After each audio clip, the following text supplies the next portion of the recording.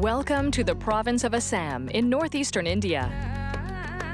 Today, we'll be cruising down the Brahmaputra River through some of the most beautiful terrain on the planet. We'll explore a region that is still largely undiscovered by tourists and that has some intriguing surprises in store for us. Ours will be a contemplative voyage through peaceful, serene landscapes where the local inhabitants are extremely generous and welcoming. On board our ship, the Mahabahu, we'll set off on our Indian dream cruise through a country steeped in legend and mystery.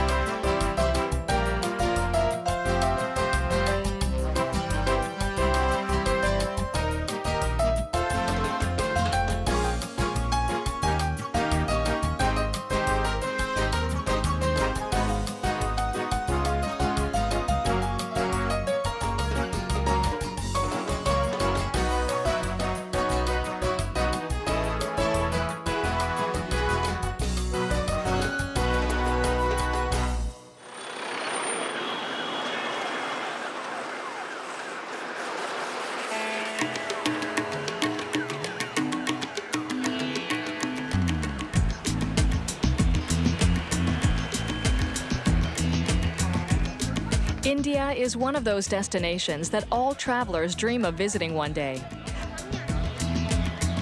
Land of mystery and legend, it has been attracting the most curious of visitors for centuries.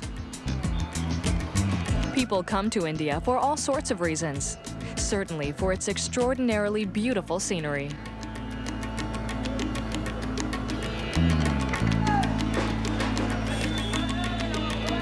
But also for the vibrant energy that thrums in its cities, for the generous hospitality of its citizens, and for the richness of its culture and traditions. India's booming economy has led to a dramatic increase in the country's wealth since the beginning of the century. This, in turn, has contributed to an increasingly educated population and a large middle class. There are more millionaires here than there are in the United States, but also millions of people who live in total poverty. India has an infinite variety of landscapes and climates, from beaches on the Indian Ocean to the high peaks of the Himalayas. Travelers who truly want to grasp the essence of the country have to make more than one trip. Some say that even an entire life spent in India is not enough time to unearth all its secrets. We're heading to Assam province in the northeast. We'll embark at Nimati Ghat, close to the city of Jorat.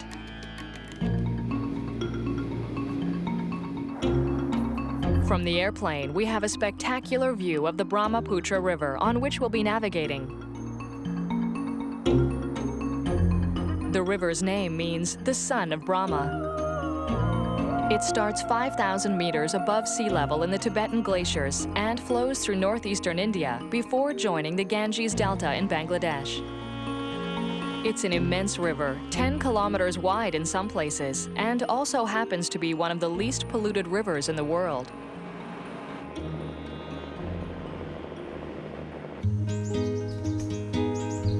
After landing in Jorat, we head for the shores of the Brahmaputra, where our floating hotel is docked.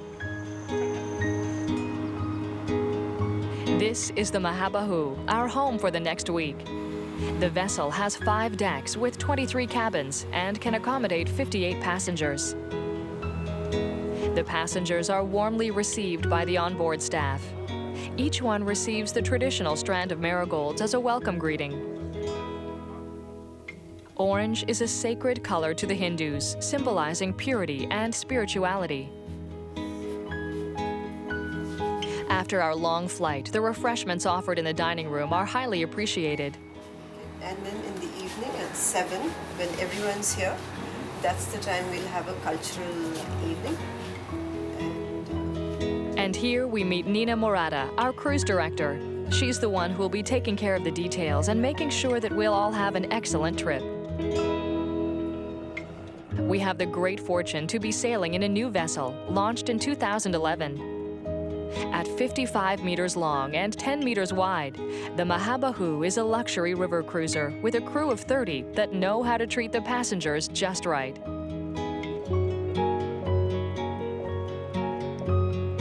The cabins are designed to ensure that passengers have the best vacation possible. At the ship's prow are 2 luxury suites, their balconies giving occupants a unique view of the river. At 300 square feet each, the suites include large, comfortable beds, personal lounges for passengers to relax and admire the scenery, and fully equipped bathrooms. All the cabins are air-conditioned and furnished with a safe, a minibar, a place to store luggage, and a high-definition television. The 21 other cabins are smaller, but just as comfortable. 9 of them include balconies. The cabins have been decorated with a tasteful minimalism that is uncommon to India. Typical Indian interiors can be heavily adorned, resulting in a kitschy, flamboyant feel. But these cabins have been decorated with the restraint more common to the West, making their occupants feel right at home, even while they retain a local flavor. The passengers trickle in over the course of the afternoon. Once everyone is on board and has had time to settle in and look around, we gather in the dining room for the traditional welcome dinner.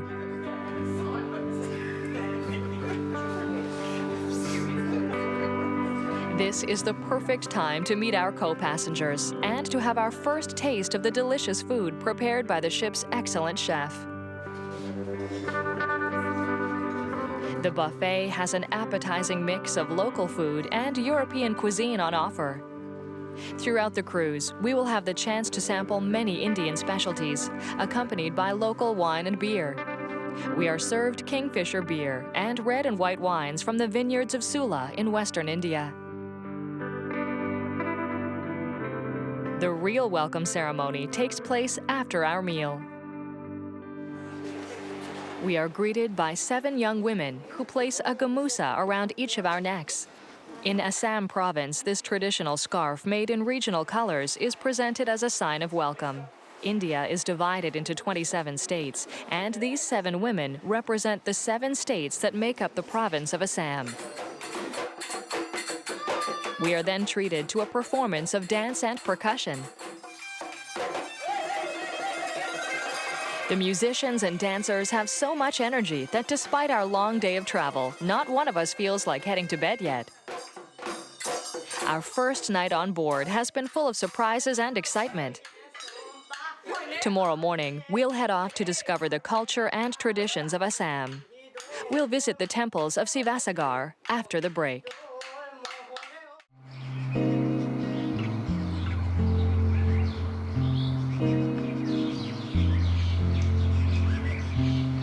The sun rises over the Brahmaputra River in the Assam province of northwestern India. On board our vessel, the day starts slowly with the first light of dawn.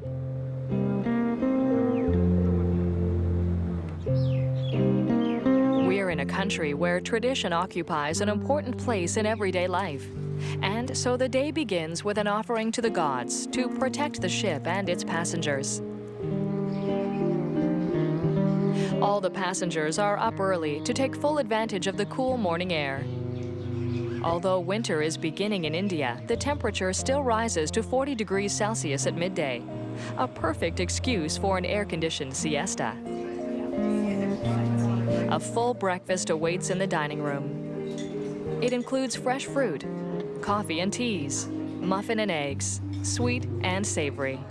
Even very particular eaters are satisfied with the selection, and then we're ready for the first excursion of our cruise. The onboard staff are generous with their attention, preparing us special treats like cappuccinos with a different decoration on each one. Today, we'll head to Sivasagar, an important city in the region's history. Assam has long been left off the tourist trail, only becoming more open to tourism in the past few years. Between the 13th and 19th centuries, the region was ruled by the Ahom dynasty, who came to Assam from southern Thailand and converted to Hinduism. The royal capital of the Ahom dynasty was Sivasagar, which we will visit this morning. Our first stop is the Palace of Talatal Gar, the largest building from the Ahom period. Built in the middle of the 18th century, the palace is relatively recent. The building is 4 stories high, with another 3 levels below ground. The upper levels were reserved for the royal family, while the subterranean levels housed the guards that protected the palace. Talatal Gar is immense, with a well-preserved defensive system. It gives us a good idea of the power of the Ahom kings who ruled the area. The royal family lived in Talatal Gar, but they also built several other structures for cultural activities.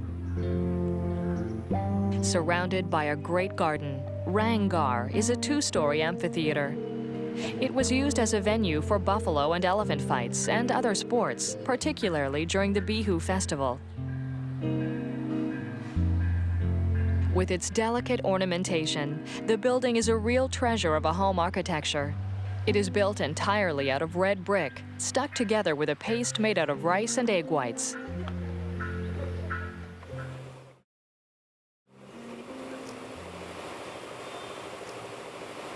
We head on toward Sivasagar Tank. The locals call it Bor Pukuri, which means the big lake. This vast man-made lake is the center of the ancient Ahom capital and is surrounded by the most important buildings in the city. Among them are a church and a Buddhist monastery, 2 mosques and 3 temples.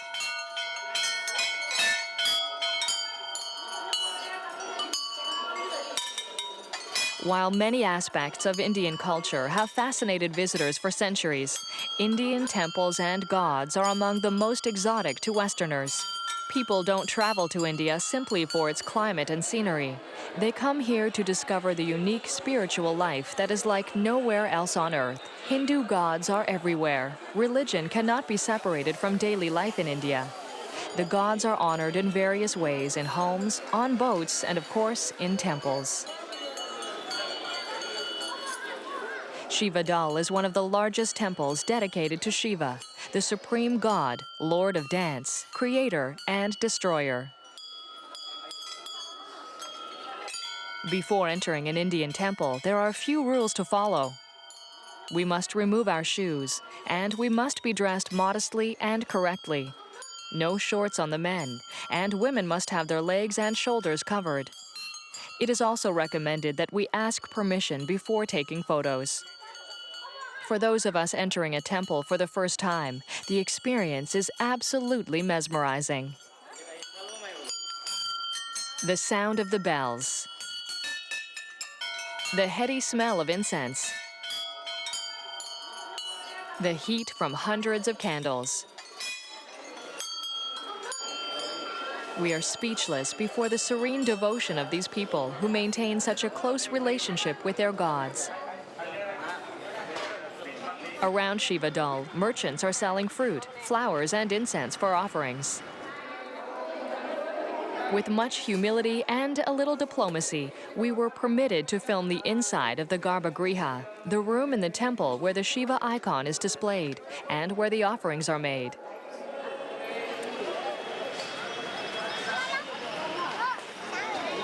Sadhus are found at all Hindu temples and sacred places. These religious men have made the decision to remove themselves from the world and its material possessions in order to attain absolute purity. They give spiritual counsel to those in need and are given the utmost respect. For travelers who are lucky enough to be in the region in the month of February, the Mahashivaratri celebrations are not to be missed. The yearly festivities attract thousands of pilgrims every year. After our spiritual discoveries of Shiva Dal, we leave Sivasagar and head west to the Harucharai tea estate. The estate is one of numerous tea plantations in the region. We go there for a break in the shade on the first day of our Indian adventure. In India, the tea industry is a vestige of British rule. The English started to develop Indian tea plantations in the 19th century in order to break China's monopoly on tea distribution in Europe. Often, when we think of Indian tea, we think of names like Darjeeling and Nilgiri, varieties that come from plantations situated 2,000 meters above sea level. The tea of Assam is grown on the low plains, on land that was originally a tropical jungle, infested with malaria-spreading mosquitoes. Today, more than 600 plantations in the region export black, green, and white tea throughout the world. Our hosts propose a tasting so that we may discover the subtle differences between several varieties of Indian tea. We are then invited to fill our plates at the buffet before finding a place at an outdoor table. After spending the hottest hours of the day in the cool shade of the Harucharai plantation, we head back to the ship. Driving through Jorat, the traffic comes to a standstill to let a religious procession pass by. It's a loud and colorful demonstration of faith that plunges us completely into the culture of this fascinating region. Tomorrow, we'll visit the largest river island in the world. We'll head for the island of Majuli right after the break.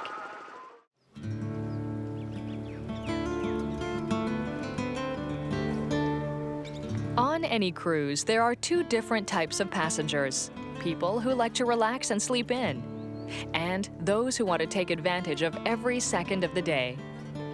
For the early birds, a morning yoga session up on deck is an excellent way to tap into the energy of the great river.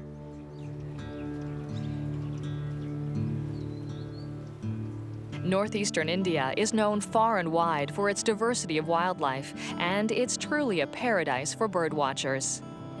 With a wide range of natural habitats, the region attracts hundreds of bird species. A little tip before taking a cruise on the Brahmaputra: don't forget your binoculars.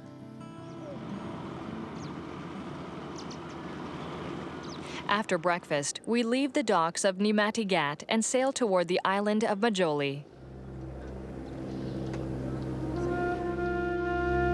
One of the advantages of our vessel is that it has its own tenders that bring passengers to shore quickly and easily. We stop at the island of Majuli, which is considered to be the largest river island on the planet, for the moment.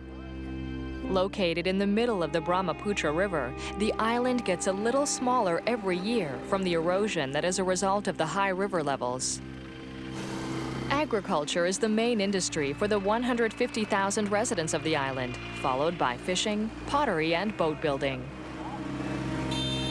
Over 100 different types of rice are cultivated here. The unique ecosystem is also an excellent place for bird watching. The greater adjutant stork, the Siberian crane, the lesser whistling duck, and the Indian roller are just a few examples of the numerous species that can be found on the island. Majuli is renowned for its satras, the monasteries that were founded in the 15th century by the philosopher-poet Sankardeva. The satras were built to honor Vishnu, the protector of the universe, who is venerated with song, dance, music, and theater.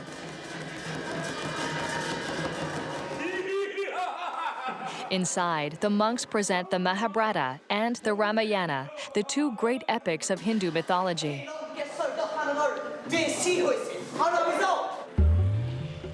We are now headed for Kamalabari Satra, an important artistic and religious center that is home to almost 200 monks.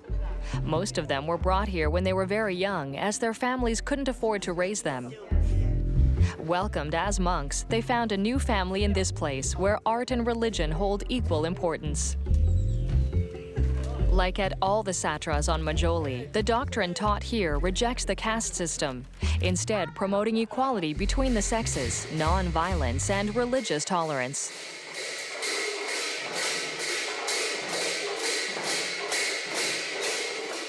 The monks of Kamalabari perform the Gayan Bayan for us, a mix of percussion, dance, and singing that precedes a performance of sacred theater.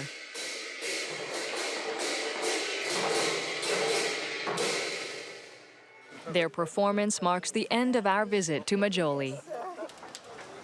With a quick ride on the tender, we're back on the ship and we'll be heading down the river for the rest of the day. As our captain navigates the ship, the passengers take full advantage of the many services that are offered on board. It's only when we're cruising down the Brahmaputra that we realize how big the river really is. With its millions of tons of nutrient-rich sediment, the Brahmaputra is the driving force in Assam province and the origin of its many fertile prairies and wetlands that provide habitat to such a large variety of wildlife. On board, everything is done to ensure that the passengers will leave with excellent memories of their trip. The staff is extraordinarily observant, always ready to listen and to satisfy each passenger's desire. The lounge is equipped with a shelf of travel books, and an internet connection is available for those who wish to stay in contact with friends and family. On a beautiful day like this one, it's a perfect time to lounge around the pool, admiring the scenery that changes at every turn of the river.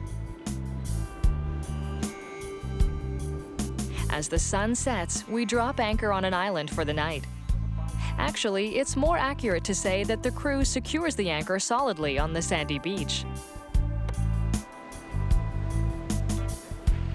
Once we're properly anchored, night falls, and we're invited to have an aperitif around the fire on the beach. This is the second day of our cruise, and the passengers are beginning to get to know each other better. Lasting friendships are being made here, and we're all eager to discover the wonders still to come on this adventure. We spend a wonderful night under the stars, anticipating the days to come in this country of mystery and legend. We'll share more of its surprises after the break.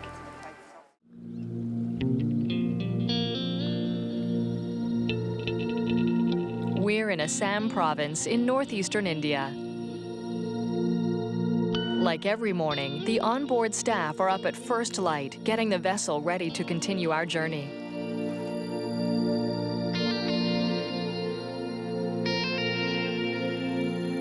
This is the third day of our cruise, and we've all had time to develop our own personal routines. While some of us eat breakfast, others are already on shore, observing the morning routine of the people who live on the banks of the Brahmaputra. We have no religious or historical sites to visit today. Instead, we'll head for Luatmak, a small village on the shore of the Great River. It will be an excellent opportunity to share in the daily life of the region's inhabitants.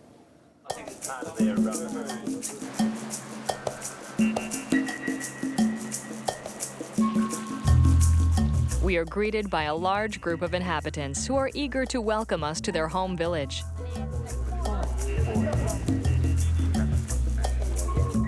All of the houses in Luatmak are built on stilts to protect them from the river's seasonal flooding, but also from dangerous animals such as cobras. The village is situated far from the region's main highways. The inhabitants use the river as their main source of transportation. Most of their needs are met by local resources. The rice and vegetables that they grow provide them with food, and they also raise cows and goats. The women weave fabric on simple looms underneath the houses to escape from the crushing heat. They sell the brightly colored scarves and saris that they make to visitors to the village.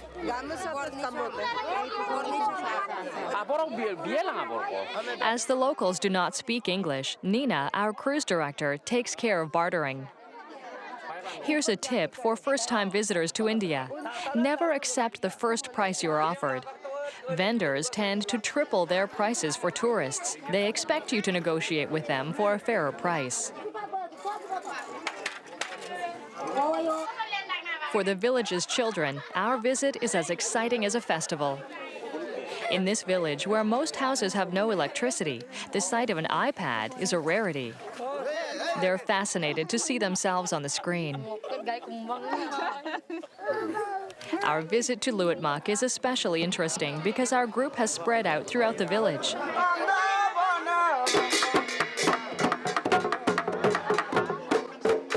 Some of us take in a performance of traditional dances, while others are invited into the homes of residents. Despite the language barrier, their generosity and kindness makes it easy to connect with these people.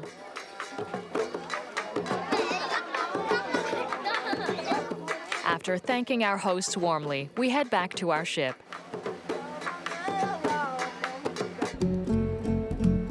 The day unfolds slowly, reflecting the leisurely pace of the Brahmaputra.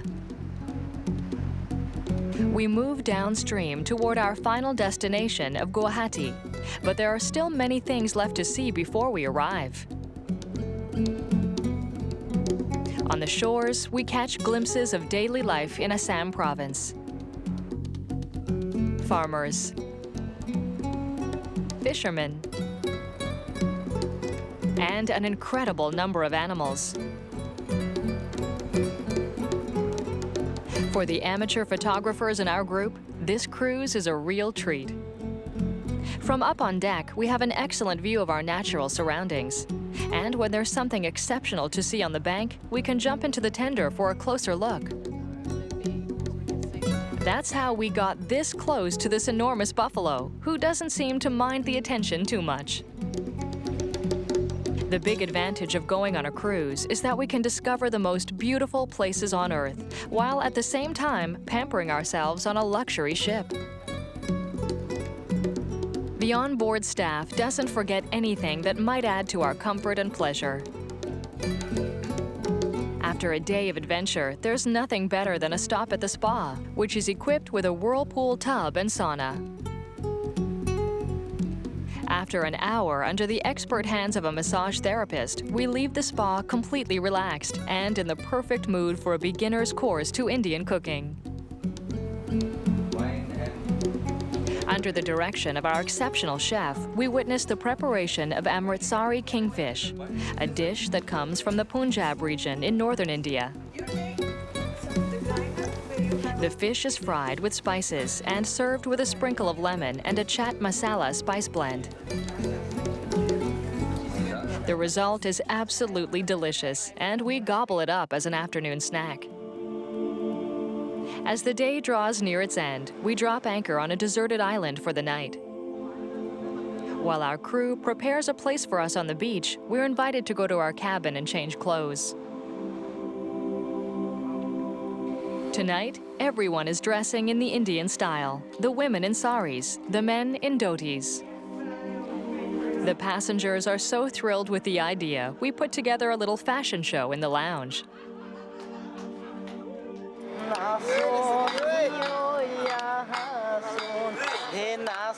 On the beach, another surprise awaits us. We are to be entertained by a group of local dancers and musicians. Tomorrow, we'll stop at Biswanath Ghat for another day of exploring the marvels and mysteries of India. But for the moment, we're carried off by the rhythm of the music. We'll continue our Indian adventure after the break.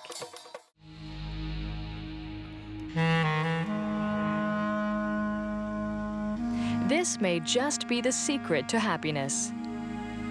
A ship, the Mahabahu. A river, the Brahmaputra. And a morning yoga session on the beach. This tranquil moment is the start of another day on our cruise in the province of Assam in northwestern India. We've stopped on an uninhabited island just across the river from Biswanath Ghat, a village that is much less isolated than Luitmak, where we stopped yesterday.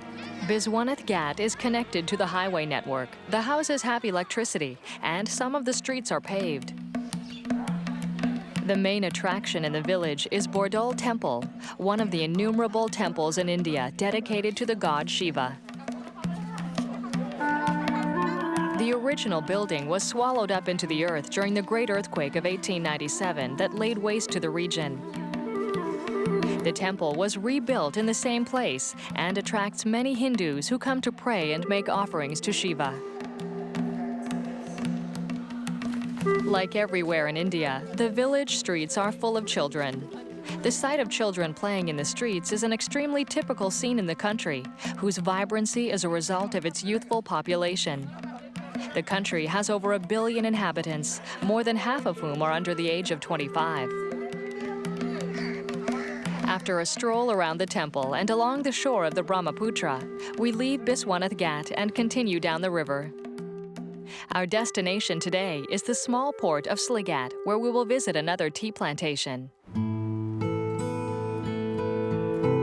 A few hours on board allow us to truly appreciate the comfort of the ship and the kindness of the crew. The best way to relax after a long walk in the heat is to head directly for the spa to indulge in a foot massage. And for the passengers who haven't yet picked up souvenirs to bring home, the ship's boutique has a wide variety of beautiful, locally made products. There are sculptures, plates, and a large selection of fine fabrics and saris. Yes, looks nice. Our choices will make our friends and family very happy on our return. Since the cruise began, the kitchen staff have worked hard to serve us some exceptional meals. The menu has been a tantalizing fusion of fresh local dishes and European fare. For those who came on board with high culinary expectations, the journey has been a total success. We arrive at Koliabar Manor in mid-afternoon. Opened in the mid-1800s, it's one of the oldest plantations in the region. It is situated on the shore of the Brahmaputra, an ideal location that facilitated the transportation of tea to Calcutta before the railway was built. It is also a luxury hotel complex where visitors can stay in the houses of former plantation owners.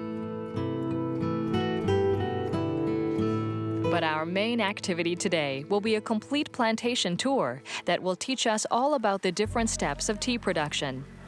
India is the world's leading supplier of tea. It has an enormous tea industry, producing over 1 million tons per year. Unlike Darjeeling, which was imported from China, the tea of Assam is made from a plant that is native to the region. Processed in the factory.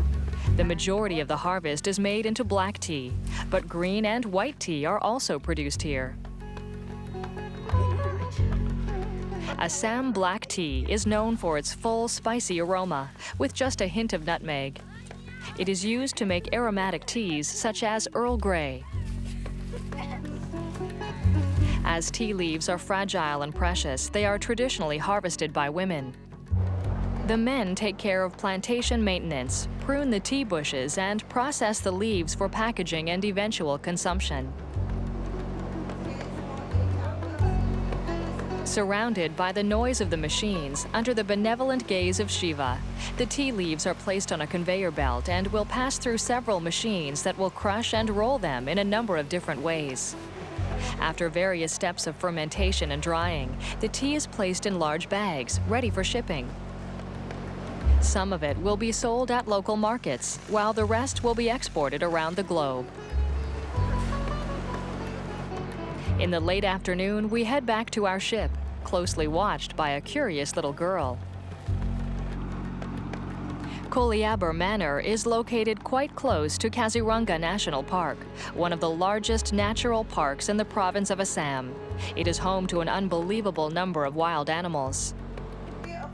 This evening, the nightly meeting is tense with anticipation as our new friend tells us about the animals that we will see after the break.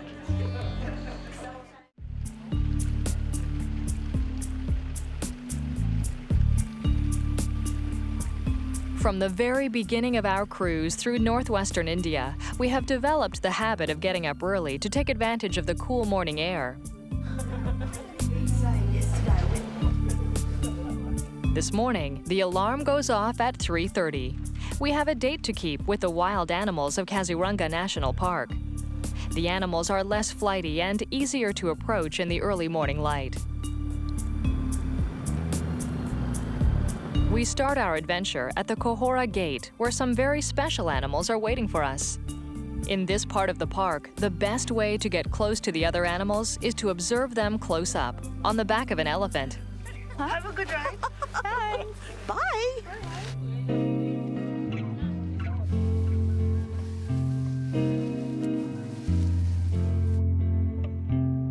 The morning mist gives the surrounding fields an aura of mystery as we head deeper into the park.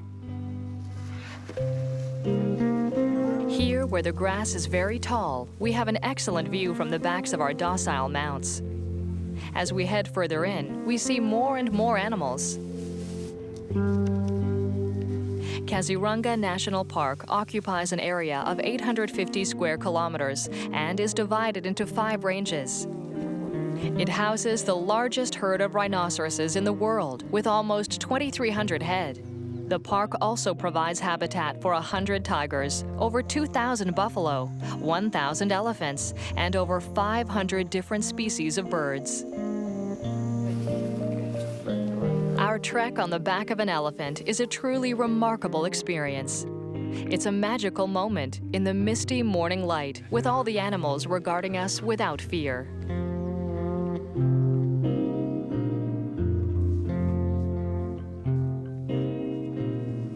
On our magnificent elephant adventure, we also get to see our mounts meet up with their baby elephants. The young elephants follow in our footsteps and never fall behind. As we left the cruise ship very early this morning, it's already time to stop for a bite to eat. We thank our mounts and then stop at one of the many hotels situated around the park. Comfortably seated before a hearty breakfast, we exchange our impressions of our awe-inspiring morning on the back of an elephant.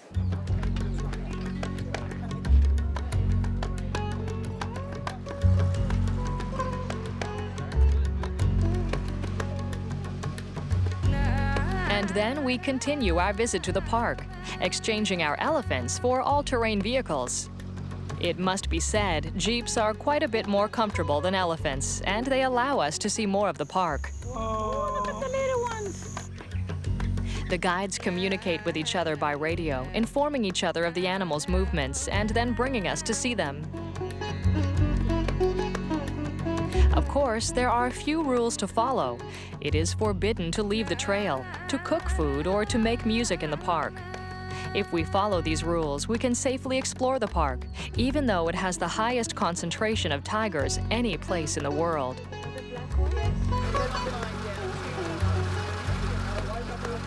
The animals of Kaziranga National Park are protected, but that doesn't mean that they are totally free of danger. The devastation wreaked by the flooding Brahmaputra increases with every passing year. The park has developed a series of natural trails leading to high ground to allow the animals to flee the rising water. But water is not the only danger. The animals are also threatened by poachers, who prize the rhinoceros for its horns and the elephants for its ivory tusks. The park policy with regard to poachers is straightforward. The park guards are armed, and they have the right to fire at poachers without warning. We leave Kaziranga National Park with a couple hundred photos on our camera memory cards and our minds full of the fabulous park tour that has truly surpassed our expectations. Thank you. After every excursion onto shore, we are welcomed aboard with refreshments and cool towels, which feel great when the heat becomes intense. We leave the Sligat port, continuing down the river toward Guwahati. This is our last day on board, our last day on the great river that flows through the foothills of the Great Himalayas. The passengers savor these moments, breathing in the tranquility of the landscape that we pass. As the sun sets, we draw up to another island where we will spend the night. For our last dinner on board, the kitchen staff has worked hard for most of the afternoon. The passengers gather around the table to taste the little culinary delights they have prepared. The mood is festive as we share our favorite memories of the trip, exchange addresses, and even make plans for future travels on other horizons. Tomorrow, we'll arrive at Guwahati, the last stop on this breathtaking Indian cruise.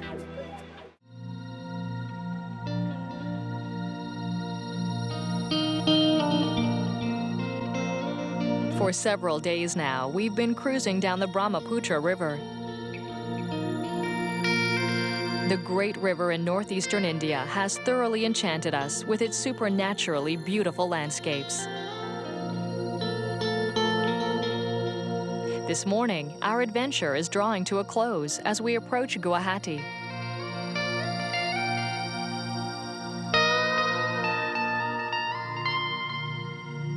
Guwahati is the largest city in Assam province. It's a university city with almost 1 million inhabitants, home to several research centers, as well as to the largest tea auction in India.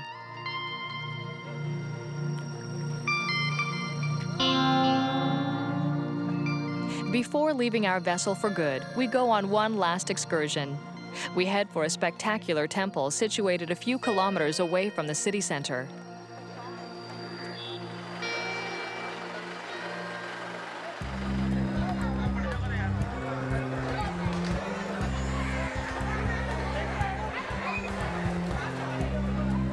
Kamakhya Temple is one of the most important pilgrimage sites in India. It is associated with the legend of Shakti Pita. After the suicide of the goddess Sati, her husband Shiva began a death dance that destroyed everything in its path. To save the universe, Vishnu cut Sati's dead body into 51 pieces, which were then scattered throughout India. The places where these pieces fell have become sacred places, called Shakti Pitas. According to Hindu mythology, Sati's uterus and genitals landed on Guwahati, where Kamakhya Temple was built. We are again mesmerized by the devotion of the crowds pressing toward the temple. People come here to make offerings to the gods for an infinite number of reasons, and despite the crowds, the place is imbued with an atmosphere of quiet contemplation. Sadhus are all around, and the smoke of thousands of sticks of incense perfumes the air.